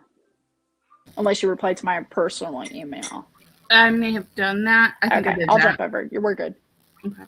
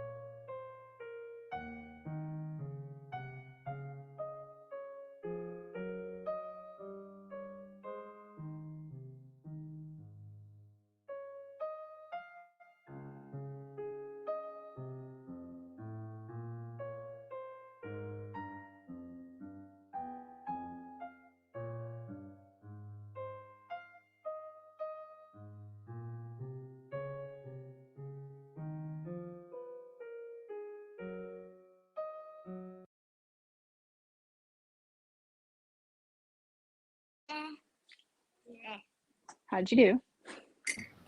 Good.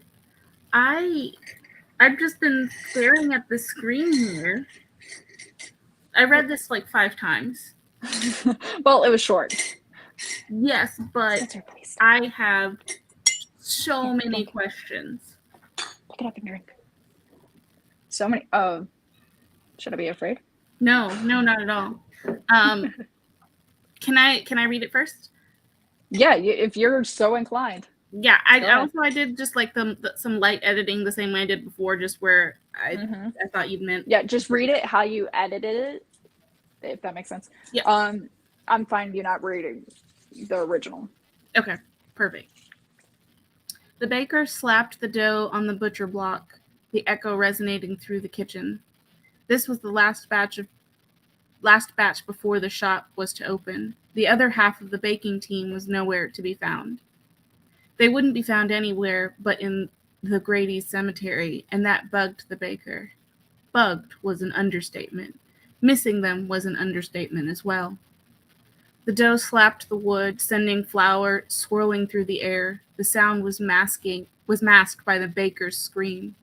They dug their nails into the dough, kneading it with white knuckles. The baker let out a shaky breath as he grabbed the rolling pin. They stretched the dough until it was sheer, blurring the light that showed behind it. The blur could also have been from the tears running down the baker's face. Their teammates didn't even get to make it to the top of the hill, let alone go down it before they were ripped from this earth. The baker divided the dough into equal parts before placing it into loaf pans. They filled them halfway so the sides could bolster the yeast rising. The baker would find their own loaf pans to help them rise. One day. I can take it. No, I loved it. I love it.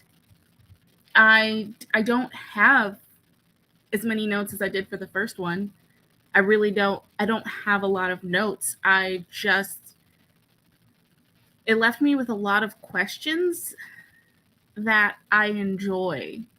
Like, I could have an entire conversation about this, and I really like that from short stories, flash fiction that I'm reading.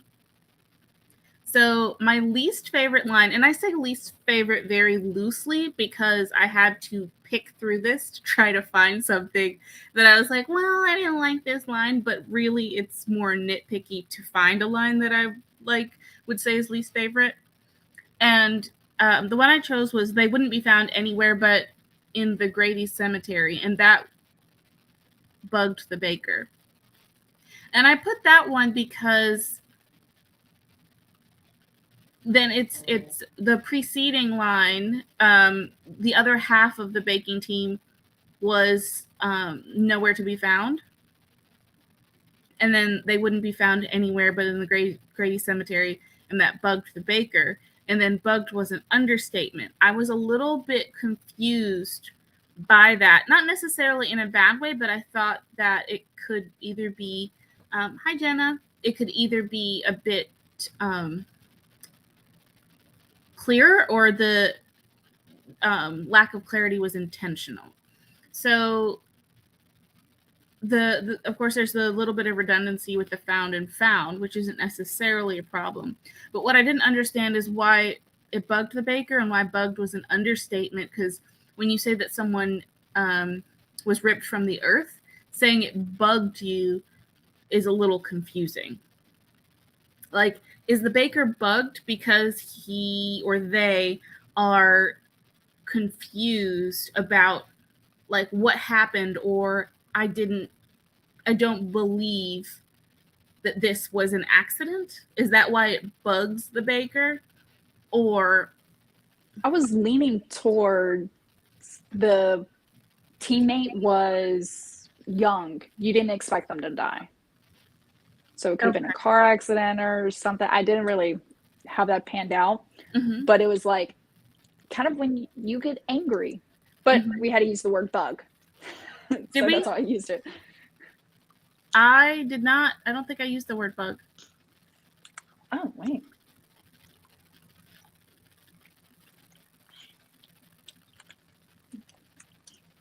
I don't. Now I want to know what word I used instead of bug. Hold on. Yeah, you didn't use it in yours. So with the Grady Cemetery, that was something I added in an edit because I said they wouldn't be found but in the cemetery. And I was like, no, let me give this place a name. And I thought that made it stronger. Yeah. But then I left the word the. Okay. Oh, I see. I didn't even notice that. And then the line that I liked the most was the sound was masked by the baker's scream. And I just thought that the imagery around that was on point and very evocative. And I mean, I could just see them throwing the dough onto the butcher block and just screaming. And I was like, ooh. I really liked it. But I also highlighted the sentence, their teammates didn't even get to make it to the top of the hill, let alone go down it before they were ripped from this earth. I just, like, it made me ask questions, like, what happened? And I like that there's not a specific answer to it. I just, like, the questions that it creates space for, I think is really fascinating. Yeah, that entire part of the scream, the kneading with white knuckles, that entire paragraph I felt like was the most moving, like conveyed the most emotions. Whereas so I kind of went metaphorical with Volcano, but that's okay.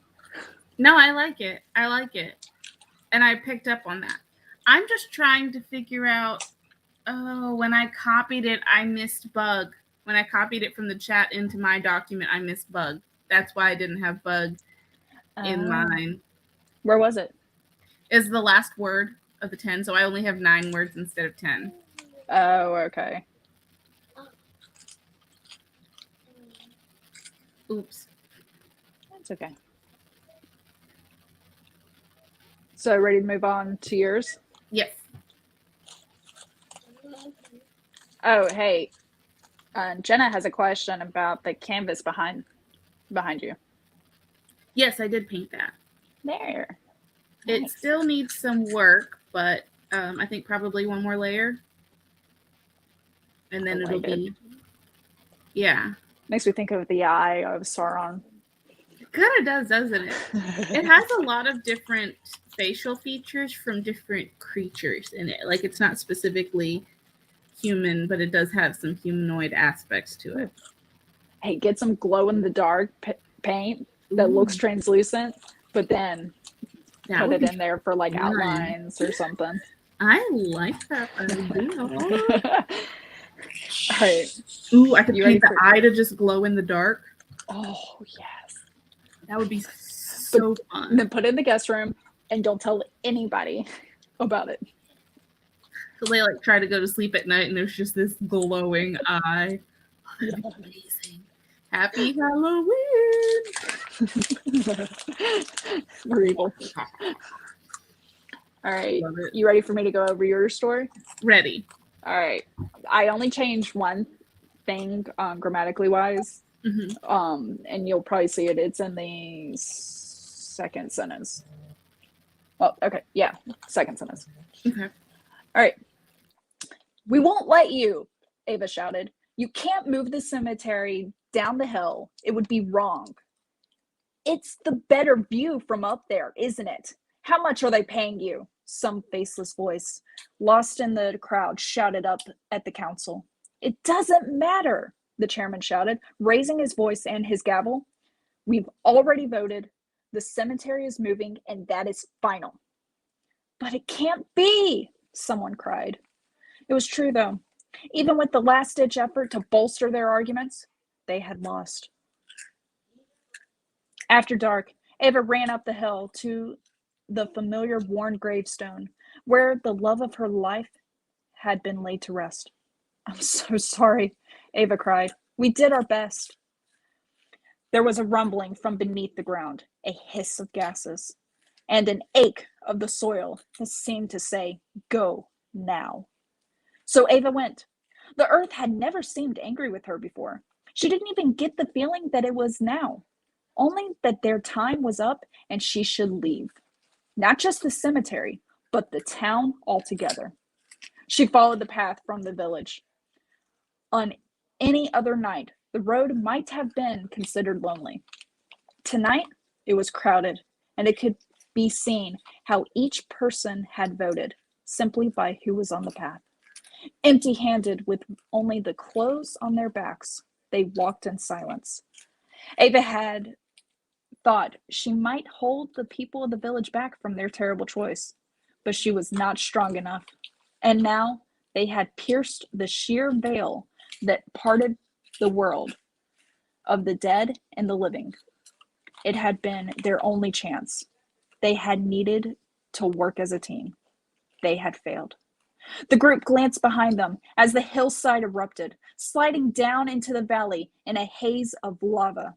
The orange glow of smoke lit the valley, lighting the path as they made their escape. "I'm gonna miss you," the wind seemed to whisper. Ava thought she recognized his voice in the heated air. Then he faded away, and she knew all the spirits were gone, released into the ether. If they could not rest on the hillside, no one could. That was like moving to me, especially the last paragraph. The moment you realize that, oh, there's an actual volcano. The part that I changed was, you said it's a better view from up there, isn't it? And I put, it's the better view. And to me, putting the makes it seem like everyone knows it. You can say, oh no, it's for the better of the cemetery, yada yada, but it kind of makes it seem like everyone knows the real reason, and the council's not bullying anyone. No, the change was seamless. I didn't even notice it. I was like, that's what I meant. Yeah, that. I like it. I've done that. What was the part? The part that I got confused as a reader. Part I got confused was, where was it? When Ava was thinking she might have held the people back in the village from their terrible choice, but she was not strong enough. I didn't quite understand. Did you mean holding back the council, or the holding back? It just had multiple facets, because it seemed like the entire village was all on board except the council of don't move the cemetery. Yeah. It would have made more sense to say specifically she thought she might hold the council back. Yeah, keep them at bay and stuff. I could definitely see that. But that was the part that was confusing. Another part, really slight, was I kind of imagined her as young. But you said she went to the familiar worn gravestone, and gravestones get worn over time. So I didn't imagine this was recent. Yeah, no, those are both great points, and that, like, for me, that would be something that I want to clean up, because I 100%, like, you say that, and I'm like, ooh, you right. If anything, I feel like anybody watching these chats will start to learn, if you don't know already, that how important beta reader feedback is.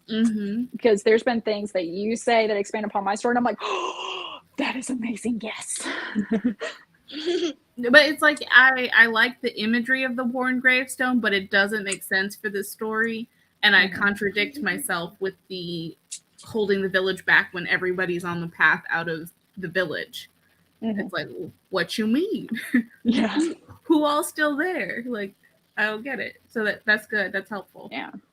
Another part, little contradictory, since we're going on a theme, and I didn't realize, my least favorite line was, the earth had never seemed angry with her before. But yet it's not angry now. It was just saying, hey, I highly recommend you go. Yeah. Just as not an idea.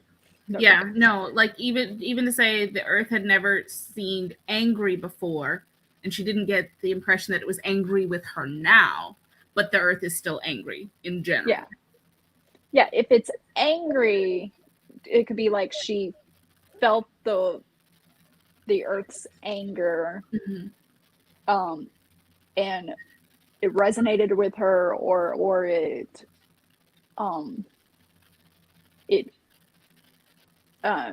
was almost like kindled to her own fire, her own anger, or Mm-hmm. something like that. Like they're like souls. Yeah. Or even if it was like the Earth was angry but spoke gently to her saying you should go. Yeah, definitely see that. My favorite line, let me go to that, was just because of everything that led up to this line, made it when this line was given just that much stronger, that had that much more emotion. And that was, I'm going to miss you. This wind seemed to whisper. And even without talking about, she thinks she knows who said it, as the reader, I was automatically going, it's him. Like, it's the love and stuff. So I really like that one. And that's why that's my favorite. I think I'm gonna edit this one. Like, you're gonna start it? Yeah, I like it. Yeah, I'm saving all of these. I'm actually saving both of ours and keeping track of the favorite lines and least favorite lines and stuff, and what slightly changed. Yeah. Now, I feel like the feedback gives me something I can base like other changes to other short projects on, stuff that I can look for where areas where I contradict myself, areas where I'm kind of messing with the plot timeline and that's unconscious. So I like that. That's helpful. Yeah. I still thought your transition was good with like leading with After Dark. Mm-hmm. And then you went in, it kind of painted the scene. Because I kind of imagined if a council's announcing something, it's probably dusk. Mm-hmm. And stuff. There were times that in my own mind, as I'm imagining it, the time period changed.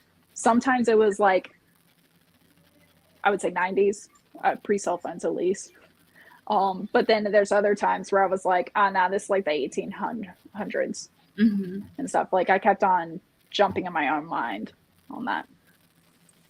I do want to read Maggie's. Yes. Yeah. So I'm going to read this one out loud. When she came back, I'm going to have to take this ear out. The echo sucks.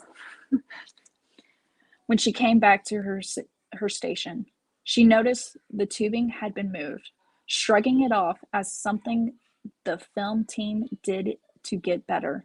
Oh, sorry. Shrugging it off as something the film team did to get a better video of her meticulously airbrushed creation. She tried to smile.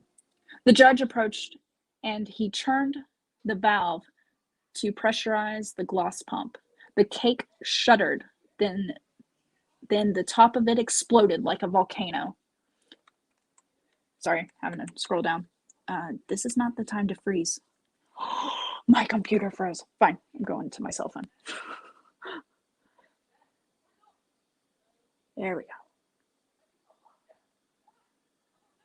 Scrolling, hold on. Almost there, I promise. All right.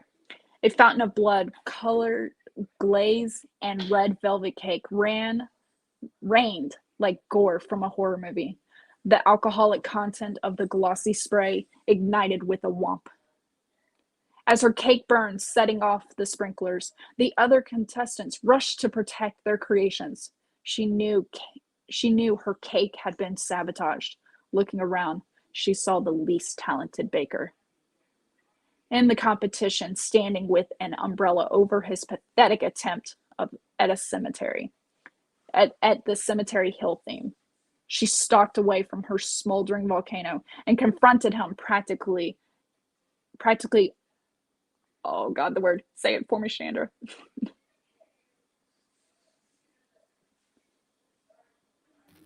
Apoplectic. Apoplectic. With rage. Moving on.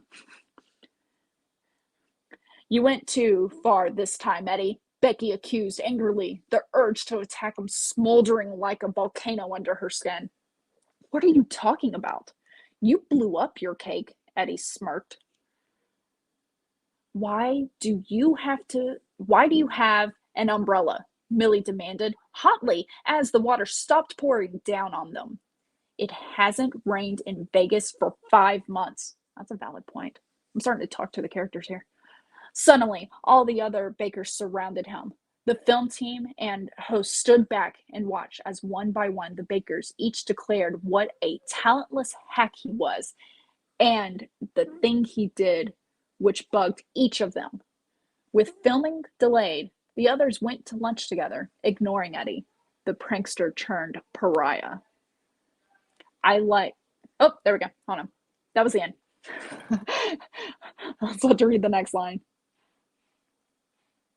Yeah, with Chandra, God, I keep on changing your name. It's okay. I say it's okay, but it's your name. Sorry.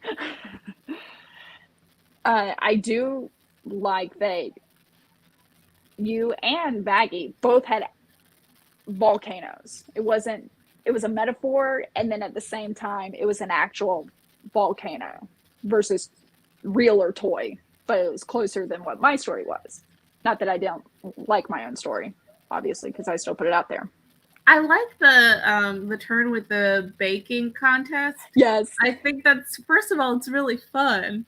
Also, the execution and the characterization it's like quick, but yeah, like, I was able to get their personalities pretty quick. Mm-hmm. Like you can tell that she's a good, like, talented baker just from the description of the cake, and then you're like, wait, is it supposed to be exploding? And then her like dawning realization where like I felt like I was realizing with her, wait, that's not supposed to be happening. I liked that. I hate that my computer froze. Okay, I'm restarting. Oh, there were 2 sections earlier that we didn't see. Oh, we didn't? I didn't see them either. Shoot. Okay, you can hear me, but I can't hear you because I'm restarting my computer, and my computer was working. If you want to read those sections out loud, please do, so that if anybody, because I don't think my chats carry over when this is done airing, but if you don't mind filling that in while I fix this technical issue. Okay. The last moments of the round 3 bolstered her spirits. The last moments of round 3 bolstered her spirits as she airbrushed the finishing touches on her cemetery hill cake.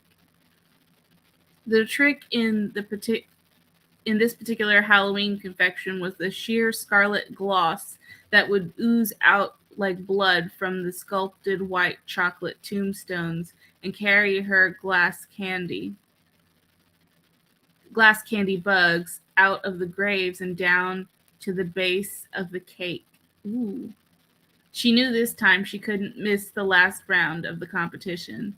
The bell chimed, and she tried not to let her nerves get to her as she did the expected pre-round interviews. When she came back to her station, she noticed the tubing had been moved. Shrugging it off as something the film team did to get better video of her meticulously airbrushed creation, she tried to smile. The judges approached her, turned the valve and to pressurize the glass pumps. The cake shuddered, then the top of it exploded like a volcano. As her cake burned, setting off the sprinklers, the other contestants rushed to protect their creations. She knew her cake had been sabotaged. Looking around, she saw the least talented baker in the competition standing with an umbrella over his pathetic attempt at the cemetery hill theme. She stalked away from her smoldering volcano and confronted him, practically apoplectic with rage. You went too far this time, Eddie, Becky accused angrily. The urge to attack him smoldered like a volcano under her skin. What are you talking about? You blew up your cake, Eddie smirked. Why do you have an umbrella? Millie demanded hotly as the water stopped pouring down on them. It hasn't rained in Vegas in 5 months. Suddenly, all the other bakers surrounded him. The film team and the host stood back and watched as one by one the bakers each declared what a talentless hack he was and the thing he did which bugged each of them. With filming delayed and the others went to lunch together, ignoring Eddie the prankster turned pariah. Ignoring Eddie the prankster turned pariah. I like it. I think the initial couple of parts make it a little easier to tell that the cake exploding was not the plan. And I also liked the description of the cake with the glass candy spiders coming out. And I also thought that was a great way to use bugs. I'm just now reading the first 2 paragraphs, I would call them. But I love it. Yeah. And I'm glad you continue reading so that anyone watching gets the full effect. Yeah, the glass candy bugs I thought that was fantastic. I really like it. I like the fun baking competition because I'm sure they can be little violent in a way, or at least want to be.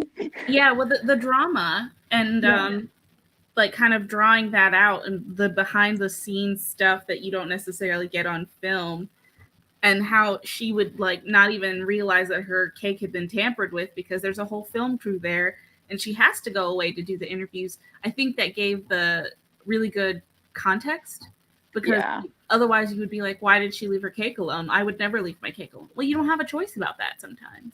Yeah, and I didn't even think of people doing interviewings while the timer's still going. I thought like the cake's in the oven and they're doing like decorations or something. But it kind of makes sense if you got a few minutes, knock out the interview little portion. I like this technique here that Maggie mentions, trying to use each word twice. Oh, that's fun. Extra challenge. I feel like we should try that when we do this again. Because I want to do this again. Absolutely. This was a blast. I love this. Especially get people watching this and if they start writing and stuff. Yeah, and sharing their stories. Because I feel like taking the same prompt and seeing how many different ways it can come out, it's a lot. Not only is it a lot of fun, but it's also really inspiring to think outside the box and make things unusual. Yeah, I think, oh my god, I got so many ideas because we could create a Discord group and then people could post their stories in there tied to the episodes, and then we kind of like just critique each other, just ideas to make it better. Would be like, ooh, what if we went down this rabbit hole?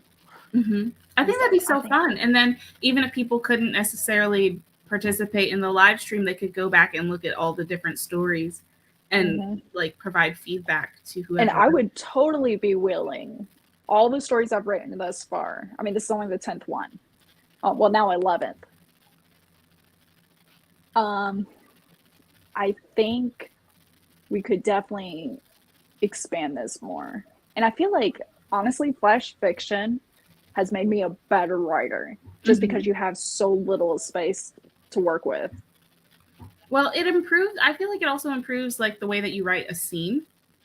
Because to me, each flash fiction piece is a mini scene. And so when you get into your story and you have the scene in mind that you need to or want to write, it collects all that and like is a great way to put it together. And then it's just a matter of starting to work on the ways in which you connect the scenes. But having good strong scenes is a great place to start. Yeah. Eyewitness effect. I don't think I've ever heard of that.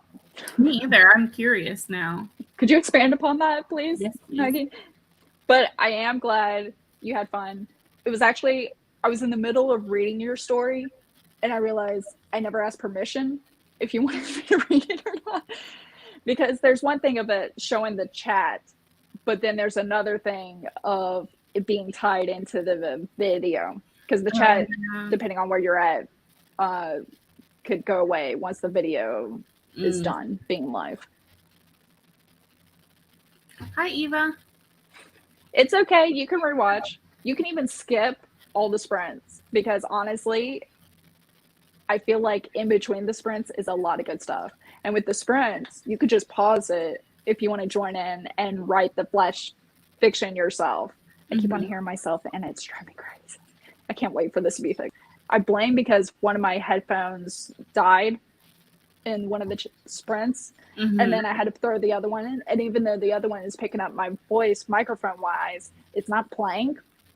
Oh. And I don't want to like exit, jump back in or anything. I wonder if that's because of the way the sound is set to be like stereo instead of both at the same time. Oh, maybe. It's interesting. It could be that.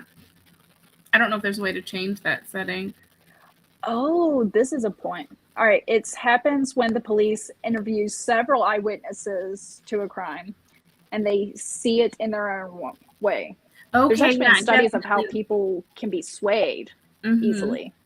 Yeah, where she's like, you definitely sabotaged my cake because she saw the change in the wires or in the tubing. And then the other person's like, why do you have an umbrella? And they pick out different things. That's so cool. I love that. I love it. You're completely fine. It's okay. You got a critique partner read. I mean, it's pretty much what our entire live stream is right now. Yeah. Well, I'm glad everyone came. I love this format. I think we're going to continue doing it where we do one prompt out of the book and then we all create the second prompt. I'm had fun. Keep on adding words to that list.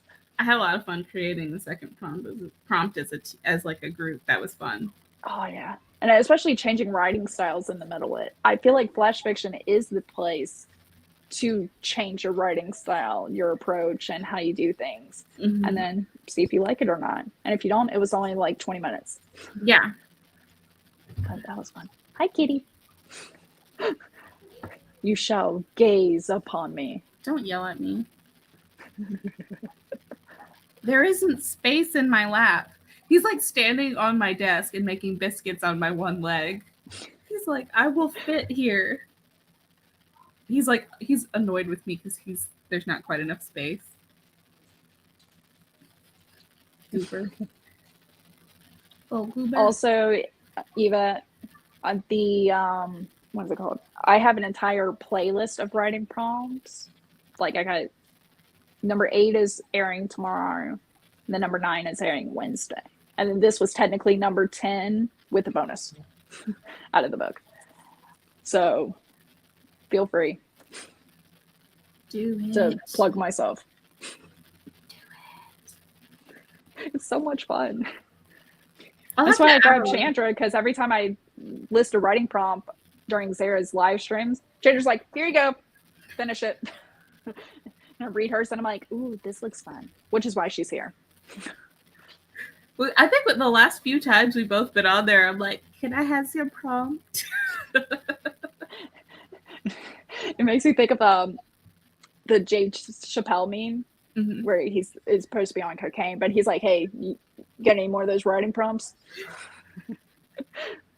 You should have you written with Laura before, Laura Nettles? Because she also has like 120 prompts that she's written herself. Ooh, nice. That you might enjoy as well. It's a Snuggie. It's called an Oodie. OODIE, I think. And it's a hoodie with a gigantic pocket, but when I stand up, it comes down past my knees, so I can fit my entire person inside of it. And I'm just imagining sitting like a kid, like pull your knees up and. Yes, that's how I'm sitting right now. Like, this is my knee, and my feet are covered. It reminds me, I have a, it wasn't footed, but it's a zip up onesie, and it kind of looks like I would say a black and white snow leopard situation. But because it's black and white, and at the time I wore it the most, I was pregnant with my second kid. I pretty much looked like a cow. Yeah. And being the breadwinner of the family, we made the comments that I was a cash cow. It was great. Oh, that's funny. Oh, I bet we're all going to start getting an hoodie. Yeah, 10 out of 10 recommend. And my friend got me here's this Devin for my for the birthday. win. Laura's prompts. Yeah, thank you. I'm going to bookmark those. I don't think I had them bookmarked before. Yeah, I'm going to have to go in and save that. Yeah. Ooh, I love her website. It's got a blog. Ooh, short stories / fiction. Bookmarked. Done. These are fabulous. All right. What is Stitch doing? Oh, I need to level up my my website. I need to create a website. Right now, I just have a link tree. There you go, both dogs. Squirrel. I'm assuming squirrel. It's always a squirrel. Mine is just laying over here in the chair looking up at me like, what doing? Awesome. Okay.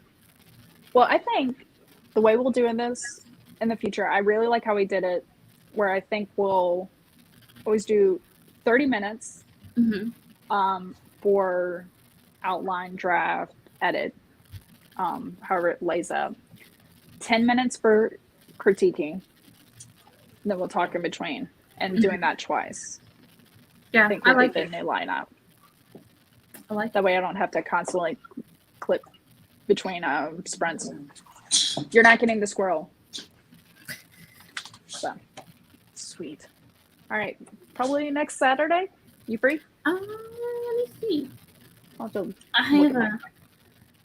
have my planner. Hey Zoe, do you mind grabbing me my planner off my desk?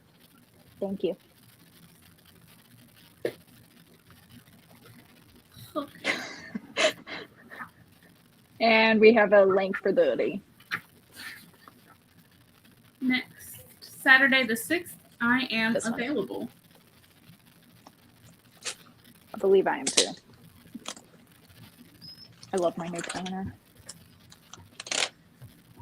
I got meal prep at the bottom so I can plan out my dinners. And does 9 a.m. work well for you? Yeah, I still like 9 because then if we go a little bit over, it doesn't cut into lunch too much. Yeah. Ooh, that's and November 6th. Live stream. Chandra. Join us if you would like to participate, because I really enjoy seeing other stories. I really love seeing other stories, especially the way people use words differently and stuff. And I just, I think it's really interesting. Oh, Eastern time zone. All right, I've got it on that's where calendar. I live, so that's how I had to try to operate out of. Nailed it. That works. Sweet. Well, thank you so much for having me. I've had an absolute blast. Shoot. My audio. Hold on. I'm not a smart person sometimes. Oh, you're killing me. Okay, I can't sign back in. Hold on. So what I'm going to do is I will say my outro, and then Chandra, if you do like this, I know you're done with your outro. And then I will end the stream on here. And then I'll figure out how to talk to you, I swear. All right. So Natalie Lock, this is my channel. My links are down below. And my co-host, God, I always forget that. My co-host, beautiful co-host, who totally took this on last minute. Chandra, her links are her links are down below as well. So, Chandra, your outro. Thank you so much for having me. I've had an absolute blast. My name is Chandra Arthur. I have an AuthorTube channel as well. You can also find me on social media at cchanbright. And I Twitch or YouTube stream on Tuesday nights. I post new videos every Wednesday and Friday. And that's pretty much it. Thank you, everybody, for coming. And we will see y'all next week, November 6th, for the second live stream of writing prompts. Bye. Bye.